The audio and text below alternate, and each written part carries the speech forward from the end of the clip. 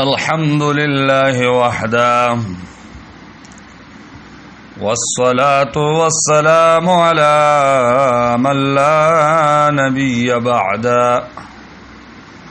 أما بعد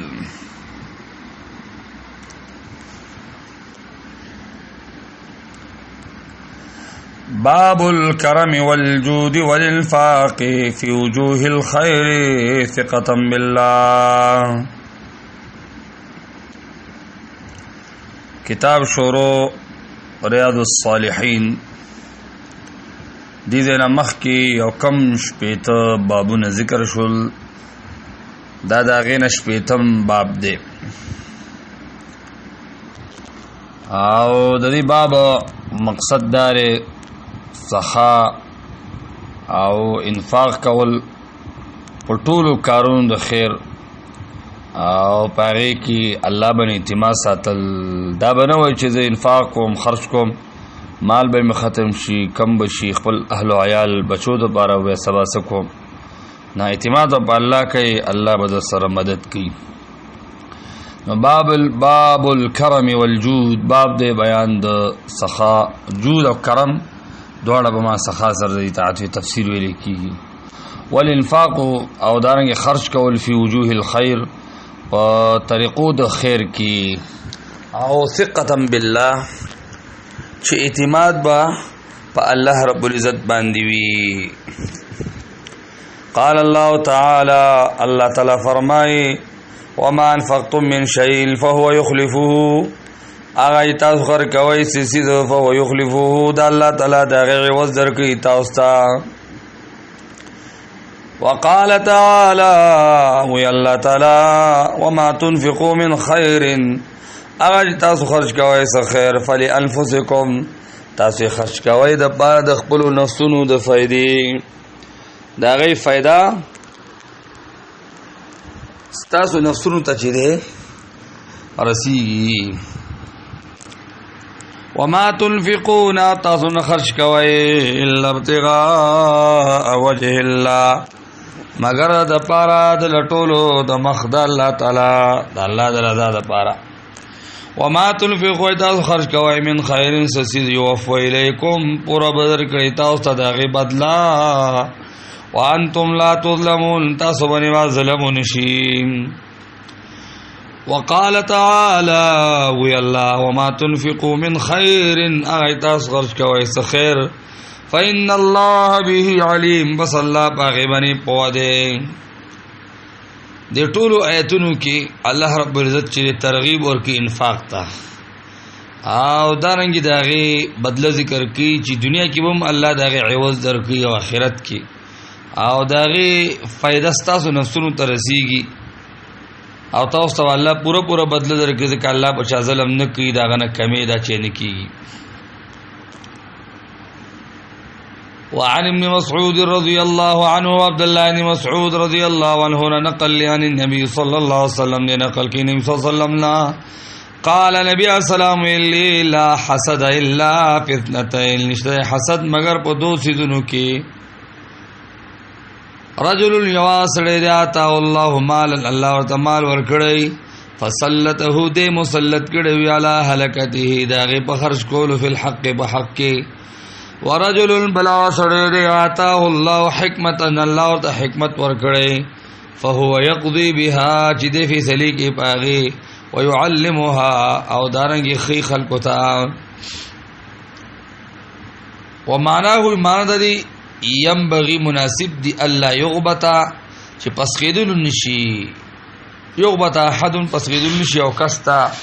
الا على احدى هاتين الخصلتين مگر یو د دې دوه خصلتونو باندې د دې حدیث کې لفظ حسد ذکر دی او حسد نمرا چې غیبته ده غیبته ویل کی پسخیدل لکه یو انسان بل انسان ته او پسخیږي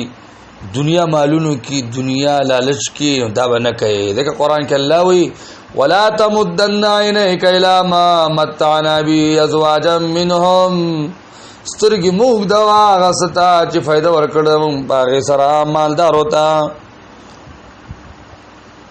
او د دې وجنه حسد چې دی او حرام دی دلته حسد په دوه سيزونو کې ځکه اصل حسد ویل کېږي زوال د نعمت بل کسنا چې ته د نعمت داغه نه ولې دونه شي دا لري کړی شي او زدي حاصل کم او غیبت دي ته چې مانه د سیدرا کړی شي زوم داسې وکم نو دا غیبت هم بنور سيزونو کې ناروا ده خو دې دوه سيزونو کې جایز ده یو دار چې وسړی ته الله مال ورکړ دې په حق کې خرج کین ته افسوس چې مال ما سره وي ما هم دا خیر کار کړو ما هم جمعه جوړ کړو ما هم مدرسه جوړ کړو او دیم دار چې وکستا الله علم ورکړ دې درسونه کوي ته افسوس چې دا علم ما کړو وي ما هم د درس او تدریس دا چې کولې دین خدمت د دین کار دا به چې وکاو نو دغه پس خېدل دا چې جایز دي وعنه بیاد عبد الله بن مسعود رضی الله عنه قال دی وی قال رسول الله صلى الله عليه وسلم ویلی رسول الله صلی الله علیه وسلم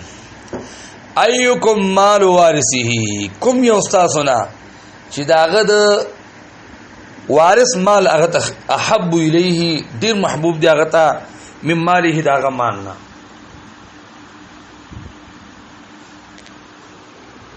یعنی تاسو کوم داسې انسان چې دی هغه شتره چې هغه ته داغه د وارث مال د خپل مال له محبوبي قالوا صحابه يا رسول الله د الله رسولا ما منا احد نشدمنا حسو الا ماله مگر داغه مال احب الیه ډیر محبوب دی هغه ته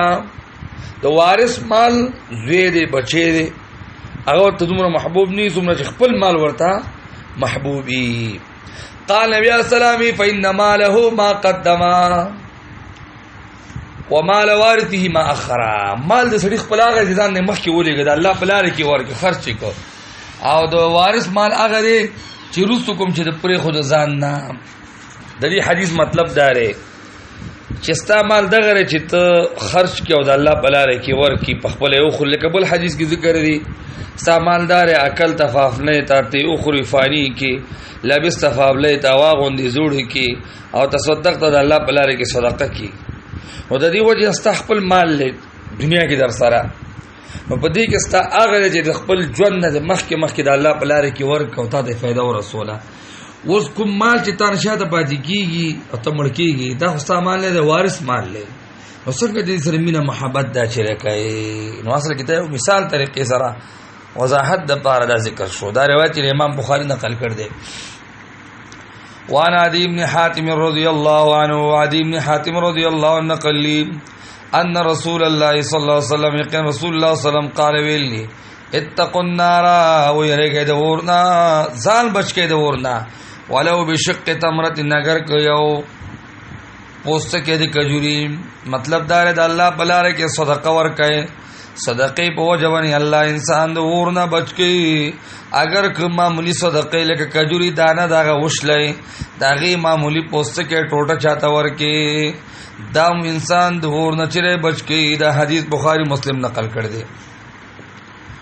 وعن جابر رضی الله عنه جابر رضی الله عنه قال دی وی ما سئل رسول الله صلی الله علیه وسلم اوختل نه د شي رسول الله صلی الله علیه وسلم نشین دی اوسید قط اس کلا فقال الله نبی صلی الله علیه ویلی سمانا نبی السلام نے چرچ اوختل له نبی السلام لا نه دی ویلی هغه خام خبر کړی دی هغه د الله په لار کې صدقه کړی دی چې کله داغه په وس کې واغ سره وو نو ضرور داسې کړی دی دا حدیث بخاری مسلم نقل کړ دی وعن ابي هريره رضي الله عنه ابو هريره رضي الله عنه قال دی قال رسول الله صلى الله عليه وسلم ویلی رسول الله صلی الله علیه وسلم ما من يوم نشته د هیڅ ورځ یصبح العباد فيه چې سبا کې پای کې بندگان الا ملکان ينزلان مگر دو ملائک چې درا کوزيږي یعنی هر ورځ چې سبا شي دو ملائک څنګه تر کوزيږي فيقول احدهما ويود دعونا اللهم اعط منفقا خلفا اے الله تعالی ورکی خرج کون کی تعداد عوض ويقول الاخر دابل وي اللهم اعط الله ورکی ممسكا بندون کی تا تلفا هلاکت الله سوکتا بلاره کی خرج کیا غتا د عوض ورکی او دابل ملک وي الله سوچ چې نور کی شمتیا کی پاغه من هلاکت راولي دې حدیث نه معلومه شو څوک د الله په لار کې انفاق کوي الله ور سره ضرور مدد دا چیرې کوي او سوچ الله په لار کې څه نه ور کوي د الله مدد ور سره ختميږي او ملائک ورته خیری کې لکه څنګه چې دی روایت کې چې صریح ذکر شول دا حدیث بخاری مسلم دواړو نقل کړ دي وعنه ان رسول الله صلی الله علیه وسلم او بیا د ابو هريره رضی الله عنه نقل لي چې یقین رسول الله صلی الله علیه وسلم قال ویلی قال الله تعالی وی الله انفق خرج کوا یا ابن آدم ينفق عليك خرج بکی پتا د دې حدیث مطلب هم دا ہے چې ته د الله په لار کې سشي ور کې چاته ور کې انفاق وکي د دې په عوض او بدله کې وتا ته الله تعالی انفاق پتا بنوي کې او صاحب مال کې خیر او برکت او جتا ته مال در کې دا حدیث بخاری مسلم دوه نقل کړ دي وعن عبد الله بن عمرو بن العاص رضي الله عنهما عبد الله بن عمرو بن العاص رضي الله عنهما نقل لي ان رجلا يقينا يوصلي سأل رسول الله صلى الله عليه وسلم تبوذ رسول الله صلى الله عليه وسلم چې اي الاسلام خير کوم یو اسلام ورده سمانا اصل کې اي العمل في الاسلام خير اسلام کې کوم یو عمل ډیر ورده چې هغه انسان وو کې او الله اجر او ثواب ورته ورکي قال نبی اسلام تطعم الطعام چې ته خوراک ورکي وتقرأ السلام او سلام چې ته لولي على من عرفت چا باندې پیژنې او من لم تعرف جن پیژنې اسلام کې غوړ عمل دار چې بل انسان ته خوراک ورکي صدقه یا په خوراک پوخ کیو خلکو ته چې راغور کړو دا غوړ عمل له او دانګه سلام ویل بعد خلک سلام پاګه چا باندې و چې هغه پیژنې دا عادت جوړ کړي یا ناشتا کا سلام وي نو خلک کوی دي کس پیژندل هم د سلام وي نه سلام غو مطلق مسلمان باندې وای ځکه وی وتقرأ السلام سلام للی علی من عرفت ومن لم تعرف هغه چا باندې چې پیژنې یا ته نه پیژنې دا حدیث بخاری مسلم دواړو نقل کړ دي وعنه بعد ابو هريره رضي الله عنه قال دی وی قال رسول الله صلی الله علیه وسلم ویلی 40 خصلة صلیخ صفتون دی خصلتون دی اعلاها منیحة العنز لوی دا غینا اغا سوالی ورکول د بیزی د پایو بیزا چاہتا ورکی چیتی سو پوری پدی کی پای دی دان لساتا او پای دی دان لشا روٹای ورسر خورا نو ما من عمل یعمل بخصلت منها نشتے عمل کو ان کی چاگا عمل کی خصلت بانی ددینا رجاء ثوابها چې امید ساتي دا غي ثواب او تصدیق موعدها او رښتین غړي دا غي وعده کوم الله کړدا نو کله چې دا عمل په دې نیت باندې وکي الا ادخل الله تعالی به الجنه مگر دا چې داخل بکی الله تعالی دلرا په دې سره جنت ته دا روایت بخاری نقل کړ دي وقد سبق بیان هذا الحديث وی بیان شه تیر شه دي بیان د دې حدیث فی باب بیان کثرت طرق الخير په باب د بیان د کثرت د طرق د خیر دا باب مخکې مستقل غټ باب تلو خیر کارونه پای کې راجم شو وی الته د دې وضاحت دا جره شه دي نو د دې وجه انفاق ډیر طریقې دي د غوړه انفاق دي ستاوخه د بل چاله ورکه د الله پای چې الله شکل چې پای ختم شو واپس راواله غواده میخه دا بیزه دا والا بوز ځانله او دینه پای چې الله شکل پای پکې ختم شو واپس راواله دا غوړه صدقه ده اعلی ورته ویل شي دی حدیث کې دا حدیث چې بخاری نقل کړی دی